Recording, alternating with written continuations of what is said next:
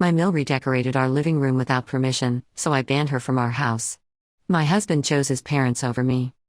I, 32F, have been married to Randy, 34M, for 6 years now. We have 2 beautiful children, Sierra, 5F, and Max, 3M. Our love story began in college, where we met during a charity fundraiser. Randy was the charming, outgoing guy everyone loved, while I was more reserved and focused on my studies. We balanced each other out perfectly, and after dating for 3 years, we tied the knot in the small ceremony surrounded by family and friends. From the beginning, I knew Randy came from a large, close-knit family. His parents, John, 60M, and Linda, 58F, raised Randy and his 3 siblings in a bustling household where the door was always open to extended family and friends. Randy often spoke fondly of his childhood, filled with family gatherings, impromptu barbecues, and cousins dropping by at all hours. My family background was quite different. As an only child raised by a single mother, I was used to a quieter home life. My mom, while loving, was often busy with work, so I learned to be independent from a young age. When Randy and I started dating, the warmth and liveliness of his family was both exciting and a bit overwhelming for me. After we got married, we bought a modest 3-bedroom house in the same neighborhood as Randy's parents. At first, I didn't mind their frequent visits. John and Linda were helpful when Sierra was born, often bringing home-cooked meals or offering to babysit so Randy and I could have a date night. I appreciated their support, especially since my own mother lived out of state and couldn't be around as much. However, as time went on, I started to feel like our house was becoming an extension of Randy's parents' home. They had a spare key for emergencies, which they began using more and more frequently. I'd wake up to find Linda in our kitchen, cooking breakfast, or John in our living room, watching TV. They'd drop by unannounced, sometimes multiple times a day. I tried to adapt, reminding myself that this was normal for Randy's family. But as our family grew with the birth of Max, I found myself craving more privacy and space to establish our own family routines and traditions. The situation reached a boiling point last month during Sierra's 5th birthday. I had planned a small celebration with just us, a few of Sierra's friends from kindergarten, and their parents. I spent weeks organizing games, baking a special cake, and decorating our backyard with Sierra's favorite princess theme. On the day of the party, just as our guests were arriving, I heard a commotion at the front door. To my shock, John and Linda had shown up with Randy's entire extended family, his siblings, their spouses, all the cousins, and even some family friends. Our carefully planned gathering for 10 ballooned into a chaotic party of over 30 people. I watched in dismay as Linda took over the kitchen, critiquing the snacks I'd prepared and whipping up her own dishes. John fired up our grill, inviting everyone to stay for an impromptu barbecue. Randy's siblings and their kids swarmed the backyard, disrupting the games I'd organized for Sierra and her friends. Sierra, overwhelmed by the sudden crowd, burst into tears and refused to come out of her room. I spent most of the party trying to comfort her while also attempting to salvage some semblance of the celebration I'd planned. Randy, on the other hand, seemed oblivious to my distress, happily chatting with his cousins and enjoying the impromptu family reunion. After everyone left, I confronted Randy. I told him how disrespectful it was to ambush me like that, especially on such an important day for Sierra. He got defensive, saying his parents were just trying to make Sierra's birthday special. We had a huge fight, with Randy accusing me of being ungrateful for his family's love and support. He ended up sleeping on the couch that night. Since then, the tension in our house has been unbearable. Randy's parents still come over all the time, and Randy refuses to set any boundaries with them. He says I'm being selfish and keeping his family away from our kids. But I feel like I'm losing my grip on my own home and family life. Last week, I reached my breaking point. I had a particularly stressful day at work, where I'm a middle school teacher. One of my students had a meltdown in class, and I spent hours after school in meetings with the principal and the students' parents. I was exhausted and looking forward to a quiet evening at home with my kids. Instead, I walked into what felt like a construction zone. Linda was in our living room, directing 2 delivery men who were bringing in new furniture. She had moved all our existing furniture to the garage and was in the process of hanging up new curtains. The kids were nowhere to be seen. When I asked Linda what was going on, she cheerfully explained that she thought our living room needed a woman's touch. She said Randy had given her permission to spruce things up a bit as an early anniversary gift to us. I was stunned. This was the room where Randy and I had spent countless evenings cuddling on the couch, where we'd watched Sierra take her first steps, where we'd built pillow forts with the kids on rainy days. Now it was being transformed without my input or consent. I lost it. All the pent-up frustration and resentment came pouring out. I told Linda to leave immediately and not come back unless invited. I said this was my home, not hers, and she had no right to make changes without my permission. Linda left in tears, and the delivery men awkwardly shuffled out, leaving half the new furniture in disarray. When Randy got home and saw the mess, he was livid. He accused me of disrespecting his mother and said I had no right to kick her out of our home. He couldn't understand why I was upset about the furniture, saying I should be grateful for such a generous gift. That night, as I lay awake listening to Randy snore on the couch again, I realized we had a serious problem. It wasn't just about the furniture or the birthday party. It was about respect, boundaries, and what it means to be a family. I love Randy, and I know he loves me. But his inability to set boundaries with his parents is tearing us apart.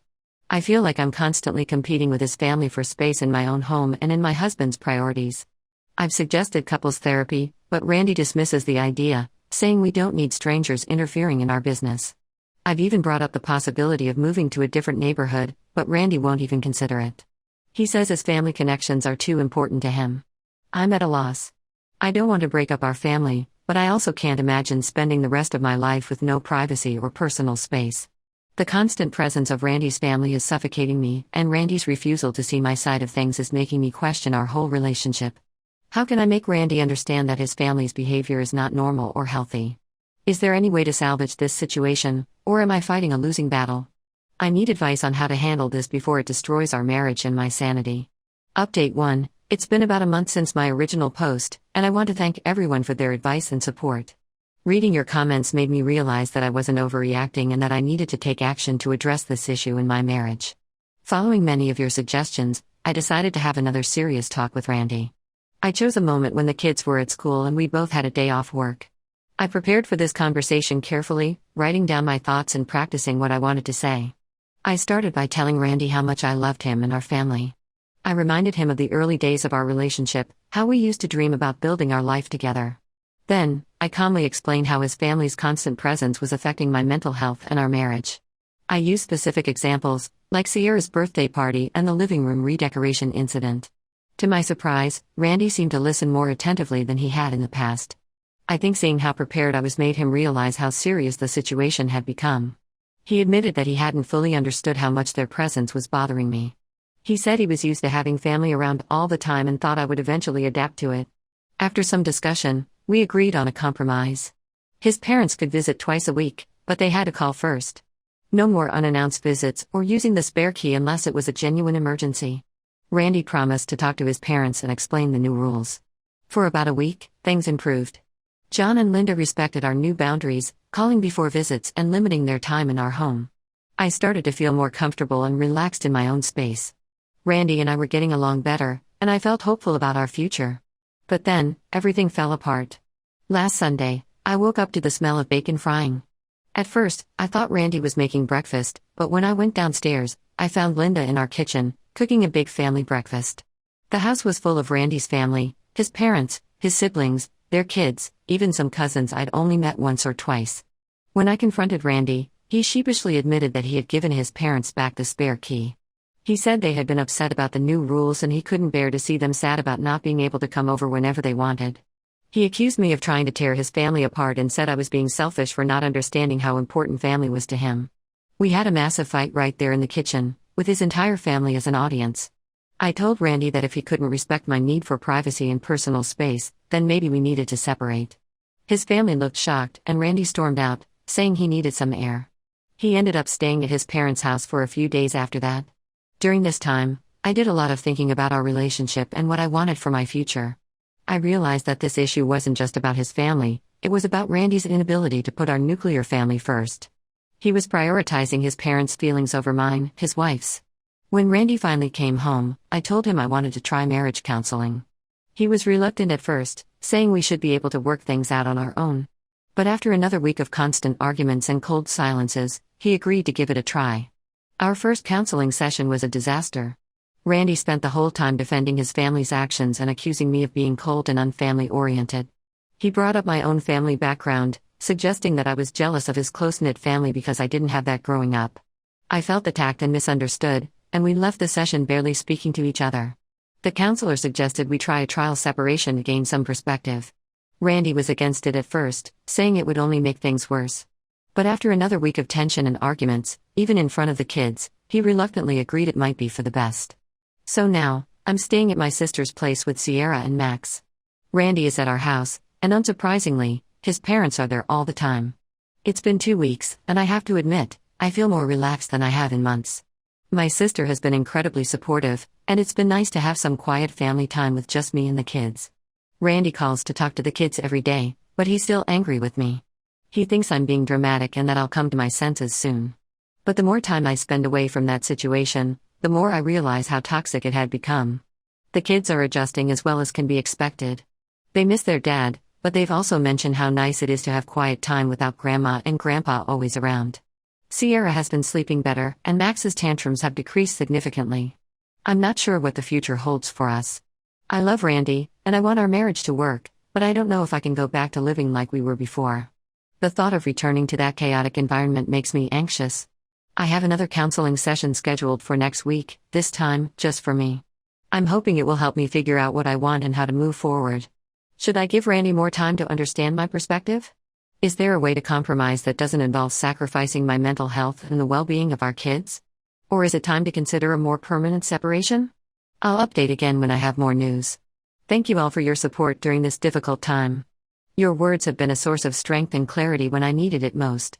Update 2. It's been 2 months since my last update, and a lot has happened. I want to thank everyone again for their supportive comments and messages. Your words have been a source of strength during this challenging time. After several individual counseling sessions, I gained clarity on what I needed in my marriage and family life. I realized that the issue with Randy's family was a symptom of a larger problem, Randy's inability to set boundaries and prioritize our nuclear family. I also recognized my own part in the situation, how I had let things escalate by not communicating my feelings clearly from the beginning. With this new understanding, I decided to give our marriage one last chance. I asked Randy to meet me at a neutral location, a park near our house where we used to take Sierra when she was a baby. It was a place that held happy memories for us, and I hoped it would remind us of the family we had built together. I laid out my non-negotiables. His parents could visit once a week, with advance notice. No spare key. And most importantly, Randy needed to start putting our family first. I explained that I wasn't asking him to cut ties with his family, but to create a healthy balance that respected our need for privacy and our desire to create our own family traditions. To my surprise, Randy agreed. He said the separation had been hard on him, and he missed us terribly. He admitted that he had taken me for granted, and that his family's behavior was out of line. He talked about how he'd always seen his parents' constant presence as a sign of love, but he was beginning to understand how it could be overwhelming for someone not used to it. We started couples counseling again, this time with a new therapist who specialized in family dynamics. It was tough at first. Randy struggled to stand up to his parents, and there were several incidents where they tried to overstep. One particularly difficult moment was when Linda showed up unannounced on Sierra's first day of school, insisting she should be there to see her granddaughter off. Randy had to firmly tell her to leave, which led to a tearful confrontation. But slowly, things began to improve. Randy started setting clear boundaries with his family. He explained our new rules to them and, despite their initial resistance, stood his ground. It wasn't easy for him. I could see how torn he felt between his love for his parents and his commitment to our marriage. But he persevered. One day, about a month into our reconciliation, I came home to find Linda in our house again, uninvited. But before I could say anything, Randy stepped in. He firmly told his mother that she needed to leave and respect our boundaries. It was the first time I'd seen him stand up to her so clearly, and it gave me hope that real change was possible. Things have been slowly improving since then. Randy's parents aren't happy with the new arrangements, but they're starting to respect our space. We've had a few family dinners that actually felt pleasant and not overwhelming. Last weekend, we had a barbecue with Randy's siblings and their kids, and for the first time in a long time, I enjoyed having them over. Randy and I are still working on our communication and setting boundaries together. It's not perfect, we still have disagreements, and there are moments when old habits resurface. But we're both committed to making it work. The kids seem happier too. Sierra's nightmares have stopped, and she's doing better in school. Max is more outgoing and less clingy. They both told me they like having special time with Grandma and Grandpa now, instead of seeing them all the time. We're taking it day by day, but I'm cautiously optimistic about our future. Randy has shown real effort in changing, and I'm proud of the progress he's made. I know we still have a long way to go, but for the first time in a long time, I feel like we're a team again. I'll post another update if anything significant changes. Thank you all again for your support and advice. It truly made a difference in helping me navigate this difficult situation. Update 3. It's been 6 months since my last update, and I wanted to share some final thoughts on this journey. Life has settled into a new normal for us, and I'm happy to report that things have significantly improved. Randy has continued to uphold the boundaries we set with his family. There have been a few hiccups along the way, but he's handled them well. His parents now visit once a week for Sunday dinner, and it's actually become a pleasant tradition. They call before coming over, and they respect our privacy. The atmosphere during these visits is much more relaxed and enjoyable than it used to be. The most significant change has been in Randy himself. Through our continued counseling, he's realized how his inability to set boundaries wasn't just affecting me, but also our children and our marriage as a whole. He's been working on becoming more assertive, not just with his family, but in other aspects of his life too. Recently, he stood up to his boss about unreasonable overtime expectations, something he never would have done before. Last month, we faced a big test. Randy's younger sister, Amy, 29F, announced she was getting divorced and wanted to move in with us just for a few weeks. In the past, Randy would have immediately agreed, no questions asked. But this time, he consulted with me first. We had a long discussion about it, weighing Amy's needs against our family's stability and the progress we've made. Together, we decided that while we wanted to support Amy, having her move in wasn't the best solution. Instead, we offered to help her find her own apartment and provide emotional support through regular family dinners and outings with the kids. Randy was the one who called Amy to explain our decision. It wasn't an easy conversation, but he handled it with compassion and firmness. Randy's parents weren't happy about our decision. They argued that family should always come first and that we had plenty of room. But Randy stood his ground. He explained that while we love Amy and want to help, we needed to prioritize the stability of our own household, especially considering the rocky period we'd just overcome. I was so proud of him in that moment. Our relationship has grown stronger through this experience. We've learned to communicate better and to present a united front when dealing with family issues. We're making decisions together, considering each other's feelings and needs. It feels like we're true partners now, in a way we hadn't been before. The kids have noticed the change too. Sierra told me she likes that our house is calm now and Max has been more relaxed overall. They still love spending time with their grandparents and extended family, but they seem to appreciate the balance we've struck. We're not perfect and we still have disagreements, but now we handle them as a team. Just last week, we had a minor squabble about household chores, but instead of letting it escalate, we sat down and worked out a fair division of labor. It's these small moments that make me realize how far we've come. I feel respected and heard in my own home, which has made all the difference. Randy and I have been enjoying more quality time together, rekindling the connection that had been strained for so long. We've even started a new tradition of monthly date nights, with John and Linda babysitting the kids, on our terms. Looking back, I'm glad I didn't give up on our marriage. It took a lot of work, and there were times when I wasn't sure we'd make it, but Randy proved he was willing to change and prioritize our family. I've learned a lot about myself too, about communicating my needs clearly and standing up for what I believe is right for our family. I know now that it's possible to love your extended family while still maintaining healthy boundaries. It's not always easy, and it requires constant communication and adjustment, but it's worth it for the peace and happiness it brings to our home. To anyone going through a similar situation, I want to say, don't be afraid to stand up for yourself and your needs. A loving partner should be willing to work with you to create a home environment that makes you both comfortable. It might be a difficult journey, but with patience, communication, and a willingness to change, it's possible to find a balance that works for everyone. I won't be updating again, but I want you all to know that we're doing well and looking forward to our future together. Our home is now truly ours, filled with love, respect, and the right balance of family connections and personal space.